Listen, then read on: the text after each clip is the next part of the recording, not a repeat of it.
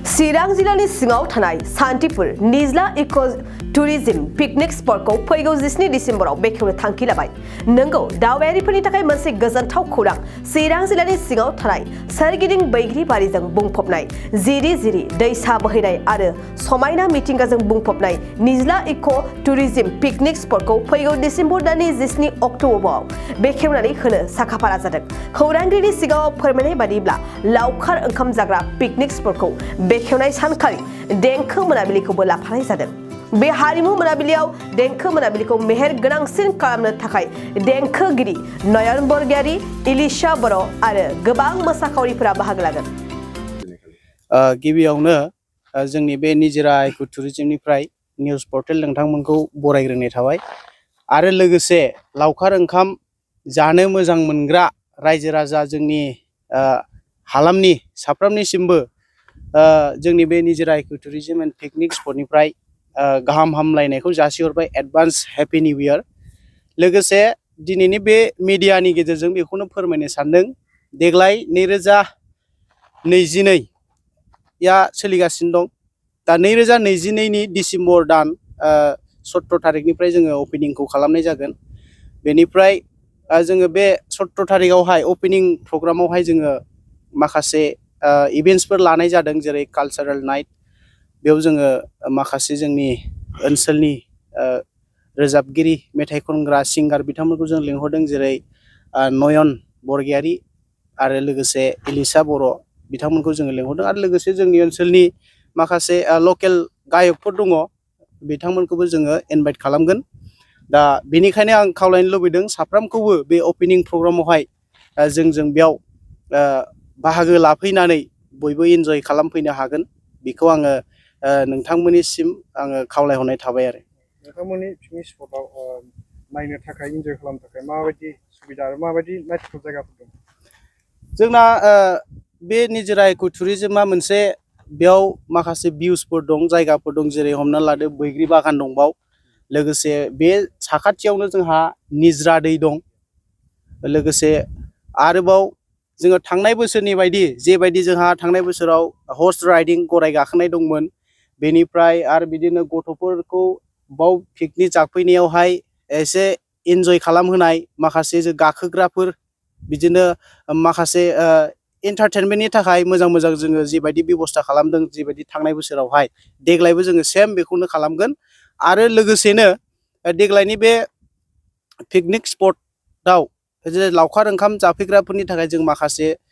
नेम निथिखौ जों बानायनानै होदों, जेरै सरकारा दा माखासे SOP फोसावगासिनो दङ, जेरै बेलासिनि 4:00 जों क्ल'ज खालामगोन। बेनिफ्राय आरो 8:00 जों हाबनो होगोन आरो लावखार ओंखाम जाफैग्राफोरखौ। ओमफ्राय बेनिफ्राय 4:30 जोङो बिथांमोनखौ जोङो बेनिफ्राय बिदाय लाहोगोन आरो। बेखिनिखौनो आं खावलायनो लुबैदों नोंथांमोनखौ। गोबां फरायसाफोरा जौ लोंफैयो, मानसिफ्रा जौ लोंफैयो, बेनि सायाव नोंथांमोना माबायदि नोजोर होगोन? जिहेथु गोबां संगठनफ्रा बेनि माने जौ लोंफैनाय, रंजाफैनाय बेजों बिराद खहा जागासिनो दं। नोंथांमोना माबायदि नोजोर होगोन? नैबे जोंनि लाइमोनफोरनि बेलायाव जों बेखौनो बुंगोन जे जोङो देग्लाय जे माखासे जोंहा दखानफोरबो थागोन, जानाय लोंनाय सुबिदा नांगौ हिसाबै, बेयाव जोङो एलक'हलखौ जोङो स्ट्रिक्टलि जोङो बेखौ एक्सन लानाय जागोन फानोबा। आरो लोंनाय जानायनि बेलायावबो जोंहा दा लाइमोनफ्रा जोंनि ओनसोलावहाय बारानिफ्राय बारा जागासिनो दङ। जों बेखौबो मेनटेन खालामनायनि जोङो राहा लामाखौ लागोन आरो, जेरै उन्दै गथ'फोरनो जोङो जौ लोंहोनाय जानाय नङा। दा बेखिनिखौ जोङो स्ट्रिक्टलि माबाखौ लानाय जागोन, एक्सनखौ। जोंनि चिरां जिल्लायावल' माखासे पिकनिक स्पटफोरखौहाय माने 10 दिननि थाखायल' खुलिहोगोन होननानै बुंदों। नाथाय बुंनो थाङोब्ला बिटिआर ओनसोलावहाय गुबुन गुबुन जिल्लाफ्रावथ' पिकनिक स्पटफ्रा सोलिगासिनो दं। दा बे बेलायावहाय आं बेखौनो बुंगोन जे पिकनिक स्पटखौ 10 दिननिल' थाखाय जे खुलिहोनाय बियो सम्भब नङा, बियो जाथावा आरो। जोङो नैबे गुबुनफ्रा जेरैबायदि सोलिगोन, जोंबो बेजों थांफानानै बा बिसोरखौ फल' खालामनानै जोंबो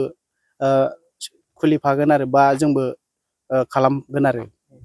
जितु नोंथांनि बेखेवनाय दिनखालि गारि मटर फैनाय आरो मानसि सुबुंफोरनि थाखाय फिसफोर थि खालामनाय जागोन नामा? बे फिसफोरखौ जों दासिमबो थिग खालामथ'वाखै। फिसफ्रा बारा जानाय नङा, बे खमावनो जागोन आरो जाहाथे जोंनि रायजो राजाफ्रा फैनानै जाहाथे बेयाव इन्जय खालामफैनो हायो बाव जोङो फिसफोरखौ जे बुरजा लानाय बे नङा आरो जोंनि बे जायगायावहाय इसिबां मानि जों फिस लानानै खालामनो हागोन बेखौबो जों नुहुरा दा बेनिखायनो आं खावलायनो लुबैदों फिसखौ जोङो बुरजा खालामनाय जानाय नङा सेमोनबो थांनाय बोसोरावबो जों खालामखायाखै खमजोंनो जोङो बेयाव एन्टारटेनमेन्टखौ खालामहोनो हादों आरो देग्लायबो जों बेखौ लादों थारैनो 10 दिननि गेजेरावहाय नोंथांमोना बन्द राहा लादों बेखौ जोङो बेखौ सिन्था खालामलायनायनि गेजेरजों माबा मोनसे राहा लाजागोन जिहेतु बे मोनसे पिकनिक स्पटखौ जोङो खालामनांगौबा स्टार्ट खालामनांगौबा गोबां रां खरसा जायो दा बेनिबो माखासे खोथा थायो नङा होमबा दा ओंखायनो जोङो बेखौ सावरायलायनायनि गेजेरजों हयथ' जोंनि बे एडमिनिस्ट्रेसना जेनेबा चिराङाव जोंहा डिसि सारमोन दं बा एसपि सार दं आरो गोबां संगठनफोर दं बिसोरजों रायलायनायनि गेजेरजों हयथ' जोंनि बे एडमिनिस्ट्रेसनाबो माबा मोनसे खालामना होगोन आरो बेखौ जों बेखौ मिजिंथिदों मोनसे सोंथि बेवहाय जायफ्रा गला दखान होयो बिथांमोना दानिफ्रायनो नोंथांमोनजों जगाजग खालामनांसिगोन दखानखौ जों दासिमबो फिक्स खालामथ'वाखै जों सावरायग्रोनो नागिरबावदों दखाननि सोमोन्दै माबायदि खालामोबा जोङो दानि गोदान सरकारा फोसावनाय SOPजों जोङो खाब जानो हागोन जों बेखौ नोजोर होनानैसो जों दखानखौ बानायहोगोन आरो जानला मोनला बुरला जारला जों खालामहोनाय नङा मानो होनबा स्टेन्डार्डबो जानांगौ नायथावबो जानांगौ आरो जाहाथे बुरला जारला जाया बायदिसिना घटनाफोर जाया जों बेखौ मोनफ्रोमबो बिथिंखौ जोङो सिन्था खालामनायनि गेजेरजोंसो जोङो दखानखौ थि खालामगोन आरो गंबेसे होनाय जायो बा मालानिफ्राय स्टार्ट खालामगोन दखान लुनायफ्रा जों बेखौ दासिमबो थि खालामाखै बेखौ साननैसोनि उनावहाय जों बेखौ थि खालामसिगोन आरो बेखिनियानो नमस्कार पिकनिक खোৱা মানুহসকল আৰু মিউজিক সিস্টেম ইণ্টাৰেষ্ট কৰা মানুহসকলৰ লগতে এনজয়মেণ্ট কৰিবলৈ আমি বৰ্তমান নিজলাগুৰি নিজৰা ইকো টুৰিজম অহা 17 ডিচেম্বৰত শুভাৰম্ভ কৰিবলৈ গৈ আছো লগতে আমাৰ মিডিয়া বৰ্গৰ পৰা আপোনালোকক মই ইনফৰমেশ্যন দিছো সকলোৱে আহিব আমাৰ অপেনিঙত 10টা বজাত আমি অপেনিং লোৱা হৈছে লগতে মিউজিকেল নাইট থাকিব মিউজিকেল নাইটত আমাৰ সিংগাৰ বিলাক নয়ন আৰু লগতে এলিসা আৰু আমাৰ ওচৰতে জম্বো বেণ্ডৰ মেম্বাৰ্ছ থাকিব আপোনালোকক মই এই মিডিয়া থ্ৰুদি সকলোকে মই মাতিছো তাতে পিকনিক স্পট এইটো বছৰত আপোনালোকে যে খুলিবলৈ ৰেডি কৰি আছে তাতে মানে কি এইটো নিশ্চয় আমি সকলো লোৱা হৈছে যোৱা বছৰ আপোনালোকে গম পাইছে সিস্টেম কেনেকা আছিল আমাৰ টুৰিজমত পেজত চাইলে হ'ব সিস্টেম বিলাক সেম এনেকাই হ'ব আৰু ফ্যামিলি লৈ আহিব পাৰিব ইয়াতে বহুত সেফটি প্লেস আৰু লগতে হোটেল বিলাক থাকিব খোৱা লোৱা সুবিধা থাকিব আৰু এলকহল বিলাক এনেকা হোটেলত এই বছৰ নাই আৰু আপোনালোকে আহক মানে একো প্ৰবলেম নহব এনজয় কৰি আৰামছে যাব পাৰিব আমাৰ স্পটত আৰু এই বছৰ আমি অলপ চেঞ্জ কৰিছো যোৱা বছৰ যেনেকা আমি পুৱাতে কৰিছিলো মৰ্নিং 7টা এই বছৰ আমি মৰ্নিং 8টা ষ্টাৰ্টিং আৰু সন্ধিয়া 4 বজালৈকে আমি বন্ধ কৰিম এইটো আমি ডিসিশন লৈছো আৰু আমি হেদিনা মিটিং কৰি কিনে এই বছৰ বহুত সিস্টেম বিলাক চেঞ্জ যেনেবা আমাৰ ডিসি সাৰে মৰ্মে যেনেকা ইনফৰমেশন ইনস্ট্ৰাকশন দিছে এই মৰ্মে আমি কৰি যাম স্পটটো পিকনিক স্পটত আহিব লাগিলে ৰাস্তা কোনফালে পৰা কোনফালে সোমাব আমাৰ এক্স্যাক্টলি নেশনেল হাইৱে বঙাইগাঁও পৰা আহিলে কাজলগাঁও পৰা বেংটল পৰা শান্তিপুৰ পৰা ওচৰতে নিজলাগুৰি যোৱা ৰাস্তা কলে সকলোৱে জানে আৰু এই কোকৰাঝাৰ ফালৰ পৰা আহিলে সামটাইবাৰী টু ৰনিখাতা শান্তিপুৰ পৰা ডাইৰেক্ট নিজলাগুৰি আহিব আমাৰ পিকনিক স্পট জাগাত একদম ৰাস্তাৰ টেনশন নাই একদম ভাল ৰাস্তা আছে ৰাস্তাটো মানে ৰাস্তা বৰ্তমান আমাৰ নতুন চৰকাৰে বহুত ভাল কৰি আছে আপোনালোকে একবাৰ আহক তেতিয়া আপোনালোকে গম পাব একদম গাড়ী 80 স্পিডত আহিব পাৰিব রাস্তা একদম বঢ়িয়া নতুন সরকারের এটা আমার সুবিধা করে দিছে রাস্তার কারণে টেনশন নাই नोंथाङा सानाय सुनाय बेरामनि जेंनायाव गोग्लैदों नामा जुदि नोंथाङा सानाय सुनाय दंब्ला जिंगासिनांगौ गैया चिरां जिल्लानि बेंटल गेट साफागुरियाव दायो SI निउरोथेरापि सेन्टार दंसै बे थेरापि सेन्टाराव नोंथाङा गोरलैयैनो देहानि सानाय सुनायखौ फाहामथाय लानो हागोन बे आथिं सानायानो जाग्रोदों ओमफ्राय जानाया एसे सिगांनिफ्रायनो जाखादों ओमफ्राय